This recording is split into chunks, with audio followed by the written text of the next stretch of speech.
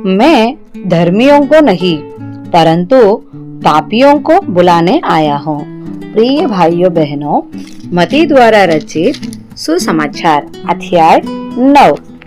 फिर वह नाव पर चढ़कर पार गया और अपने नगर में आया और देखो कई लोग लकवा के एक रोगी को खाट पर रखकर उसके पास लाए। यीशु ने उनका विश्वास देखकर उस लकवे के रोगी से कहा, हे पुत्र, डांट बांध, तेरे पाप क्षमा हुए। इस प्रकार कई शास्त्रियों ने सोचा, यह तो परमेश्वर की निंदा करता है। यीशु ने उनके मन की बातें जानकर कहा, तुम लोग अपने अपने मन में बुरा विचार क्यों कर रहे हो? सच क्या है, यह कहना तेरे पाप क्षमा हुए या यह कहना उठ और चल फिर?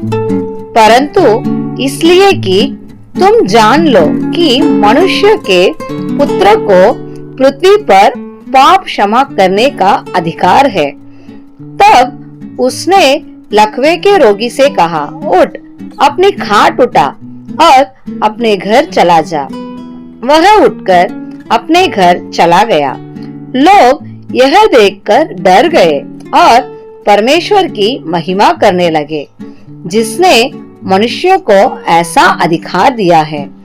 वहां से आगे बढ़कर यीशु ने मती नामक एक मनुष्य को महसूल की चौकी पर बैठे देखा और उसने कहा, मेरे पीछे हो ले। वह उठकर उसके पीछे हो लिया।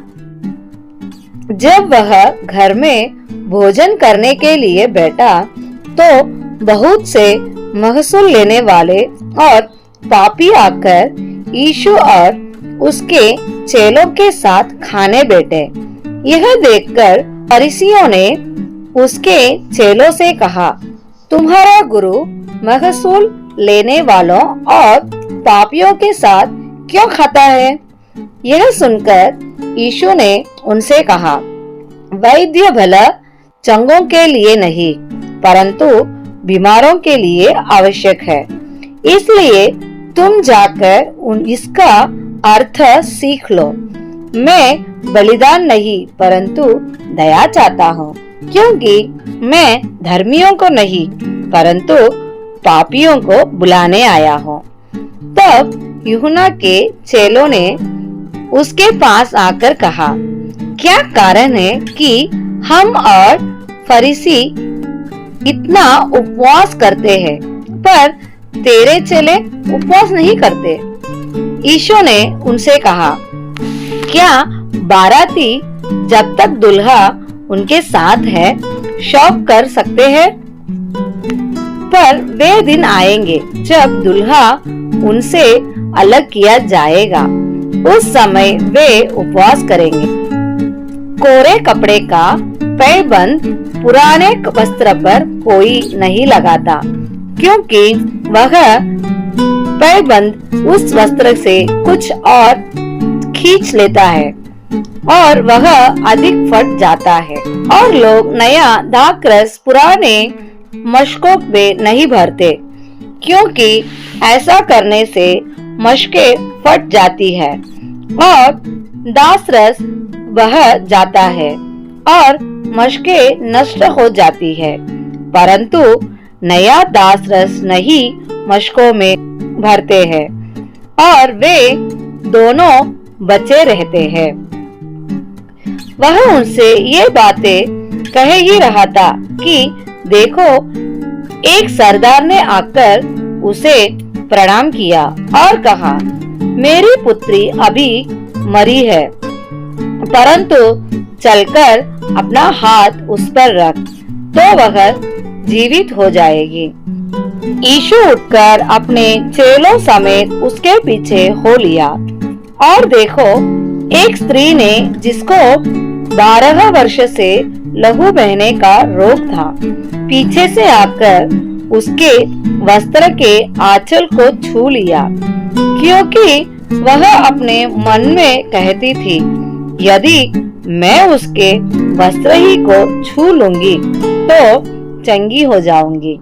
यीशु ने फिरकर उसे देखा और कहा, पुत्री, डांट बांध, तेरे विश्वास ने तुझे चंगा किया है। अथ वह स्त्री उसी घड़ी चंगी हो गई। जब यीशु उस सरदार के घर में पहुंचा और बांसुरी बजाने वालों और भीड़ को हुल्लड़ मचाते देखा, तब कहा, हट जाओ, लड़की मरी नहीं पर सोती है।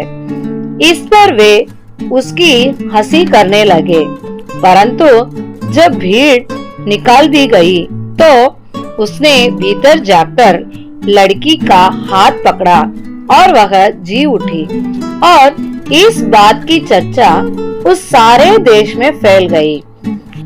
जब यीशु वहां से आगे बढ़ा तो दो अंधे उसके पीछे यह पुकारते हुए चले, हे दाऊद की संतान, हम पर दया कर। जब वह घर में पहुंचा तो वे अंधे उसके पास आए और यीशु ने उनसे कहा, क्या तुम्हें विश्वास है कि मैं यह कर सकता हूँ? उन्होंने उससे कहा, हाँ प्रभु। तब उसने उनकी आंखें छूकर कहा, तुम्हारे विश्वास के अनुसार तुम्हारे लिए हो, और उनकी आंखें खुल गई। यीशु ने उन्हें चिताकर कहा, सावधान, कोई इस बात को न जाने। पर उन्होंने निकलकर सारे देश में उसका यश फैला दिया। जब वे बाहर जा रहे थे तो देखो, लोग एक गूंगे को जिसमें दुष्टात्मा थी उसके पास लाए, और जब दुष्टात्मा निकाल दी गई तो गूंगा बोलने लगा। इस प्रकार भीड़ ने अचंभा करके कहा, इस्राएल में ऐसा कभी नहीं देखा गया। परंतु फरीसियों ने कहा, यह तो दुष्टात्माओं के सरदार की सहायता से दुष्टात्माओं को निकालता है। यीशु सब नगरों और गांवों में फिरता रहा और उनके आराधनालयों में उपदेश करता और राज्य का सुसमाचार प्रचार करता और हर प्रकार की बीमारी और दुर्बलता को दूर करता रहा। जब उसने भीड़ को देखा तो उसको लोगों पर तरस आया, क्योंकि वे उन भीड़ों के समान जिनका कोई रखवाला न हो, व्याकुल और भटके हुए से थे। तब उसने अपने चेलों से कहा, पक्के खेत तो बहुत है पर मजदूर थोड़े हैं, इसलिए खेत के स्वामी से विनती करो कि वह अपने खेत काटने के लिए मजदूर भेज दे। यीशु मसीह की ही महिमा हो। शुक्रिया।